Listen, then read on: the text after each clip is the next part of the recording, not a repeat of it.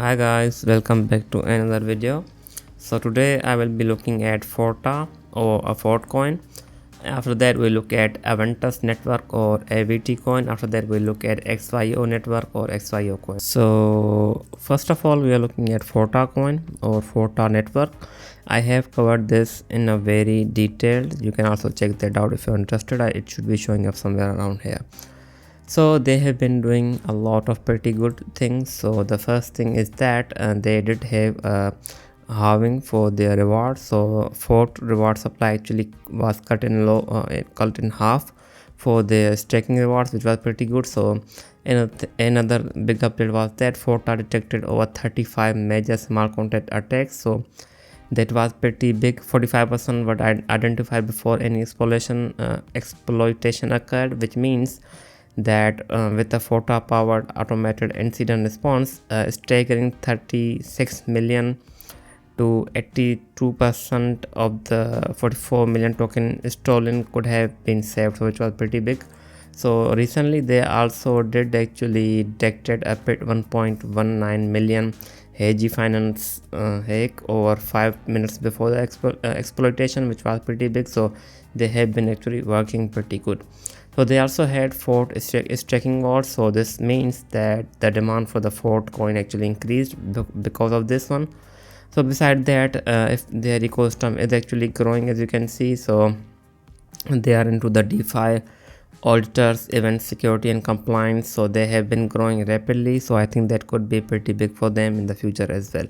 They are also in the research, so that is pretty good. So I think their ecosystem will grow eventually because they have been doing pretty fantastic job when it comes to exploitation detection. So I think that will be pretty, I think that is important, and I think that will actually impact the Forta in the long run as well.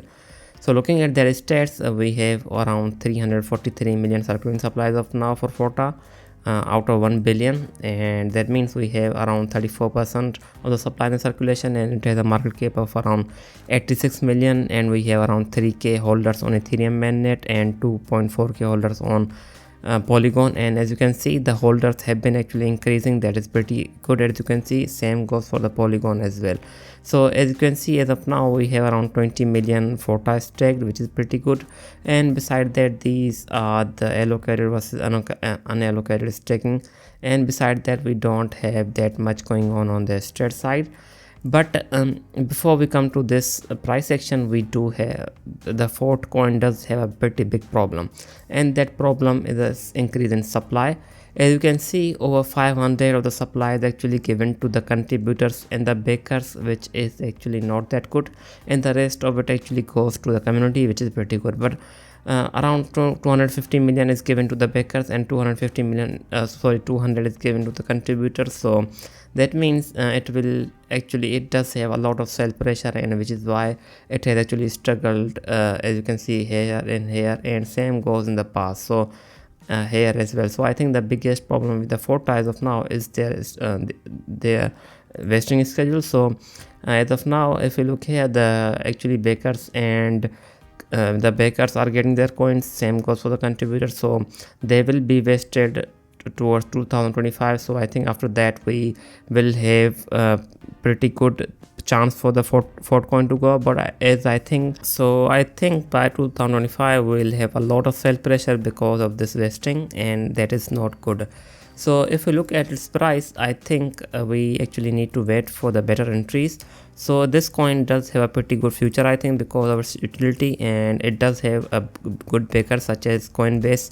So I think it will do pretty good in the future, but I think we need to wait for the proper entries, and I think we'll get this chance as well. So the first entry I'm looking at is around 15 cent or 14 cent, which is pretty good, and after that we can actually enter below at these points. And I think this could easily hit around 40 cent or even 50 cent, but it has a lot of sell pressure due to the investors getting their tokens and contributors getting their tokens. So I think that is most likely reason why it has actually struggled to go up. As you can see, we actually have seen pretty good corrections from this coin, and I think this the demand on is still pretty good. And if we are able to enter here, I think we'll probably be able to take a pretty good profit around 27 cent or even 40 cent or even 38 cents. So looking at Aventus network or AVT coin, We don't have anything groundbreaking for their update, but we do have an update on their roadmap about NFTs, which is pretty detailed, as you can see. So I won't be discussing it because it will take a lot of time.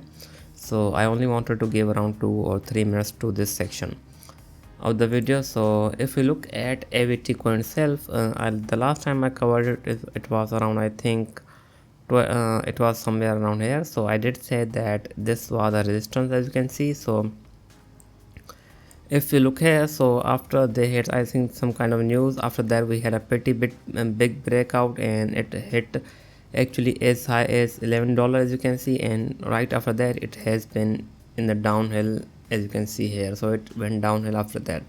So the resistance which I drew is actually worked as a support, as you can see. After touching this perfectly, it went up again. So it did go as high as 4.4, but I think we are again coming to this range. So I think if it does reject around $3 again, I think if it does reject this one, I think we are heading lower to the lower level. So if it does reject this level, I think we are heading towards at least I think this is the demand zone, which it will probably retest around $3 to 2.31 to $1.76. So but still this coin has actually got a lot of attraction recently, and it is in the AI category. So I think it could be onto something, and they are also related to Polkadot. If you look here, so they do have something going on. So I think this could actually pump again. So the first pump point is actually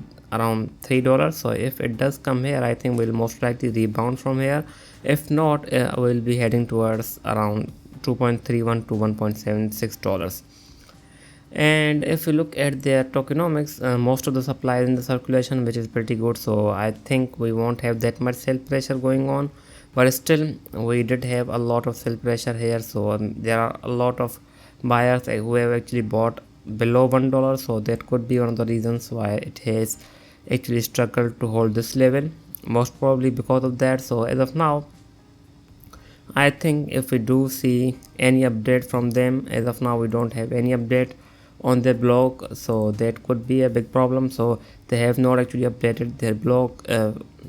It's been a 1 month. So I think if we do see any update on their blog, we could see a rebound from here. So I think that rebounds will most likely happen once we hit $3. So that is a entry, that is pump point I'm looking at. Beside that, if it does go up, I think it will most likely come down again from the 4.5 range. If not, if it does go up like this again, I think we do have resistance around 4.85. if not, we could be heading towards $7 or even higher if it does if they do give out a big update. If they do, you have to understand, if they do. But if we do reject this level, I think we are heading towards 2.31 or even 1.76. So when it comes to the XYO network or XYO coin, they actually highlighted news is actually they introduced XYOS. So basically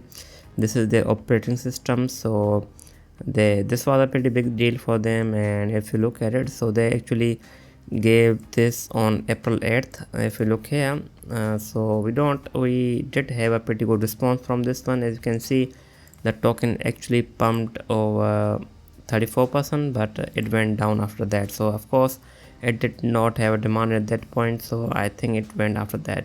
So I think they do have a pretty good roadmap. If you look here, so I think once their roadmap is fully into the work or fully into the circulation, we'll have a pretty good pump for this coin in the future as well. But as of now, it has a market cap of around 116 million. And if we just look at its peak market cap, so just a second, so it does have a peak over of around 890 million. So that means we could actually hit around 500 million at some point once the ecosystem actually grows. So that is pretty good for this coin, and it does have most of its supply in the circulation, which is also pretty good as well. So I don't think we'll have a sell pressure from the locked token. So that is pretty good for this coin as well. So when it comes to its price action, I think what we are looking at is entry around somewhere here. So as of now it's going downhill, so I think what we need a pretty good entry around this demand zone, which is in 0.0053 or 0.0051. so of course it does have a lot way to it does have it's way down here, but I think it will end up hitting that demand zone, and after that it will probably bounce back pretty strong. So if we look here, we this is actually the downtrend that it has been following for quite a while. So I think we actually need to break out this from downtrend if we want to go up as of now. If it does go up as of now from here, just a second, so this is a demand zone as well as I think if it does bounce back from this demand zone, we are probably going towards, just a second, so we are probably going towards 96 or even heading towards 12, or even we may end up hitting 16. That is a possibility. But if it does break this downtrend, if it does not break this downtrend, I think we are heading towards this demand zone, and I think that is a pretty solid demand zone, and I think that is the only entry which I would be looking at, because after that if it does hit this demand zone, I think it will most likely bounce back from here, and it may even end up breaking this downtrend if it does hit this demand zone. And I think there will be a lot of buyer interested buying here, because if you look here, there was a lot of interest here, and after that it pumped again. Same thing happened here, and after that it pumped and it never came back. So I think we are actually waiting for this downtrend if we are planning to buy this coin for the long term, or even holding this for 2 or 3 months is pretty good if we are able to get entry around this downtrend. This one is a pretty risky one, but if we are able to get this one, I think it could be something of a gem if we get this entry. So this was it. I hope you liked the video. I will be back with more. Thanks for watching.